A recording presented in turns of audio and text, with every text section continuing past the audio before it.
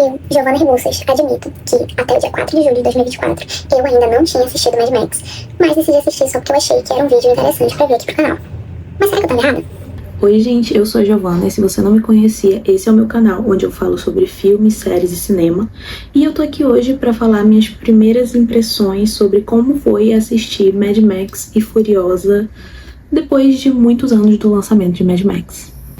Quem me conhece sabe que eu tenho um preconceito muito grande com filmes de areia.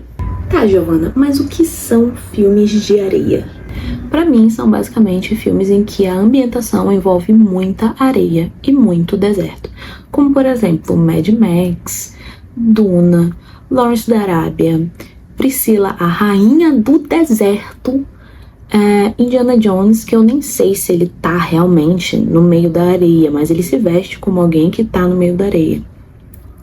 Onde os fracos não têm vez e muitos outros, principalmente aqueles que contenham oeste no nome. Ah, Giovanna, e faroestes? Não vi. Provavelmente isso vai mudar em algum futuro próximo, mas até esse exato momento eu não consigo pensar em um único filme faroeste que eu tenha assistido. E tudo isso por causa do meu preconceito com filmes de areia. E foi esse preconceito que me fez demorar tanto para assistir Mad Max Estrada da Fúria. Em 2015 eu ainda era insuportável ao ponto de realmente deixar meu preconceito me parar e não assistir filmes que eu não achava que fossem o meu tipo. E Mad Max ainda tinha alguns agravantes.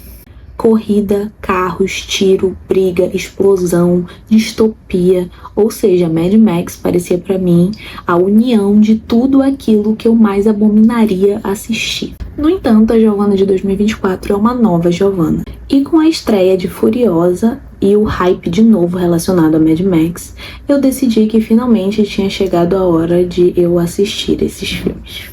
Primeiro, eu decidi assistir na ordem cronológica, ou seja, eu assisti primeiro Furiosa e depois Mad Max. E eu já vou começar dizendo que eu sinto que essa ordem de assistida foi uma das melhores decisões que eu tomei.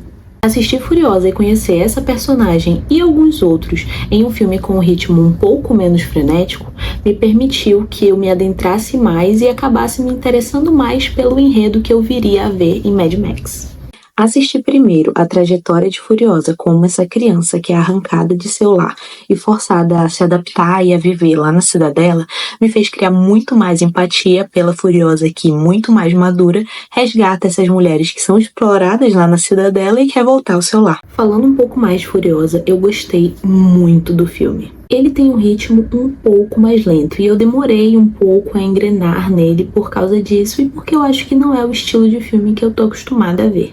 Mas assim que eu me localizei no filme e que a gente começa a acompanhar essa história de crescimento da Furiosa, com dor, sofrimento, lutas e eventualmente vingança, o filme realmente brilhou pra mim. Eu não conheço muito do George Miller, mas aqui em Furiosa eu já tive a certeza que eu poderia confiar a minha vida a ele.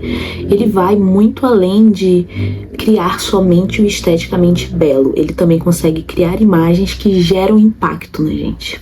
A única coisa que me incomodou de verdade nesse filme foi realmente a falta de credibilidade que eu tive com relação ao antagonista, que é o Dementos, personagem do Chris Hemsworth. E eu fiquei na dúvida se foi uma escolha criativa ou se foi realmente alguma limitação por parte do ator. Independente disso, ao terminar Furiosa, eu tinha certeza de que não me arrependeria de dar play em Mad Max. E sobre Mad Max, eu só tenho a dizer que filme é esse. Eu comecei Mad Max ainda imersa em Furiosa, mas muito curiosa com o que esse universo ia me trazer nesse filme.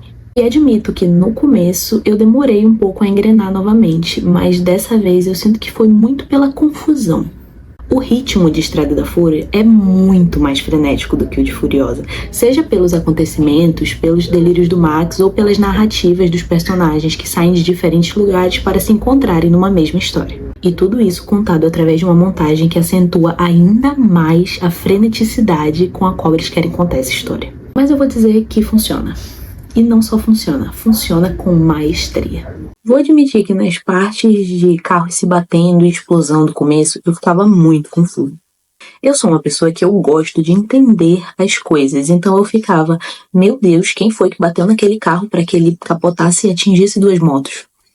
Mas conforme o filme foi se desenrolando e eu peguei o ritmo dele, não só tudo ficou mais claro, como o entendimento importou cada vez menos. Aqui no universo de Mad Max, ninguém se importa com o quão realísticas as coisas são. E isso foi algo que eu gostei muito nele desde Furiosa, mas que em Mad Max se acentua muito. É uma distopia sobre o nosso universo, os personagens são humanos, mas as caracterizações trazem uma criatividade que chega a dar toques fantásticos e incríveis para esse universo. Eu me apeguei aos personagens, ao universo, à jornada, e no final do filme eu só tava desejando ficar um pouquinho mais com esses personagens. E eu vou dizer, é isso que torna Mad Max, A Estrada da Fúria, um grande épico blockbuster que vai ser lembrado daqui a muitos, muitos anos. Então, gente, eu espero não ter sido tão prolixa. A ideia era realmente trazer um pouco do meu background relacionado ao filme e finalizar com um pouco das minhas impressões sobre eles. Que torna este vídeo um belo conto sobre como eu me apaixonei por um filme de areia com tiros, explosões e tudo mais. E é isso, não esqueçam de me seguir nas redes sociais e nas redes sociais do Divagando, que é meu podcast, que vem aí muito em breve. Tchau!